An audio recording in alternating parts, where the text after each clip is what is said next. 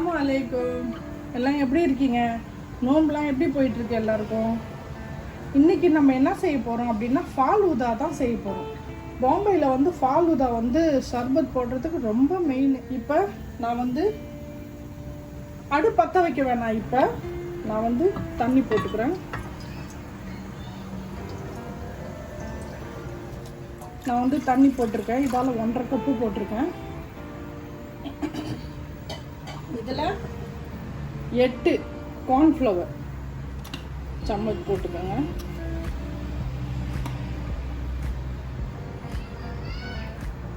Sugar போட்டுக்கோங்க. இவ்வளோதான். இதை வந்து நல்லா மிக்ஸ் பண்ணிடுவோம்.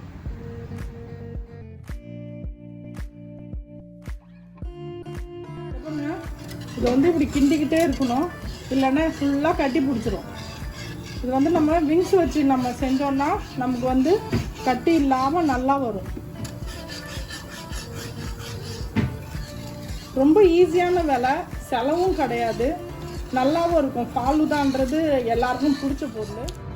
ஆனால் ஆறாமல் தான் இது போடணும். ஆனால் நம்ம கையில் பிடிக்க முடியாது. இது நம்ம வந்து முறுக்கு வழக்கு இருக்குது பார்த்தீங்களா,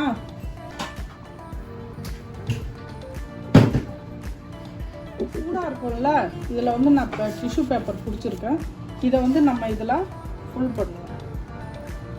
நான் இந்த தண்ணியில் நல்லா ஐஸ் போட்டு வச்சுருக்கேன். ஐஸ் தண்ணியில் தான் இது செய்யணும். இது ஃபுல்லாக நிறைய ஐஸ் போட்டு கரை வச்சு வச்சுருக்கேன் நான்.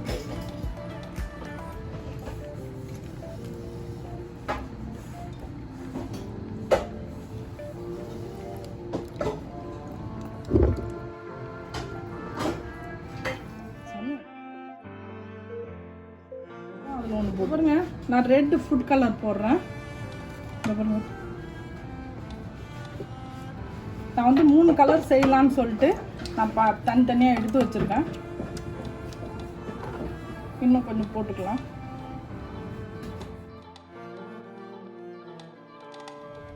ரெட் கலரும் இதில் போடுறேன். இந்த பாருங்க, ரெட் கலர் ஆயிடுச்சு. இந்த ஆரஞ்சு கலர் போடுறேன்.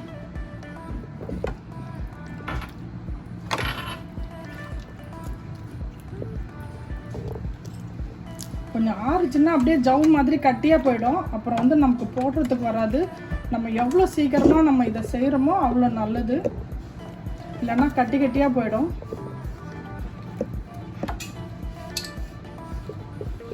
நான் ஆரஞ்சு போடுறேன் பாருங்க.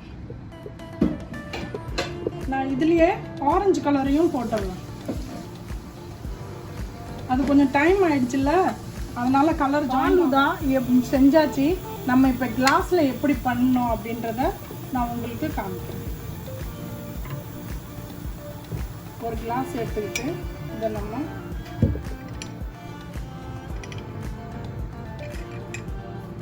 இது மாதிரி ஃபுல்லாக இதில் வைக்கணும். ஒயிட் இது கொஞ்சம் போட்டுக்கலாம்.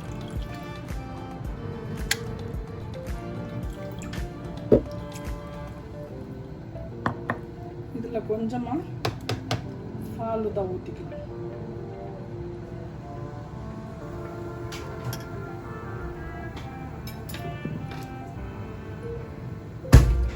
சப்ஜா வேற உங்களுக்கு எவ்வளோ வேணுமோ அவ்வளோ போட்டுக்கணும். திரும்பவும் கலர் ஃபாலூதா போட்டுக்கணும்.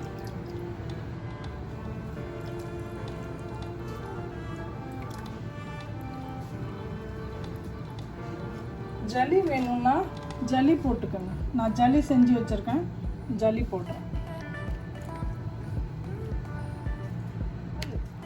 நான் 1 கப்பு வச்சுருக்கேன், நான் அதை ஊற்றுறேன்.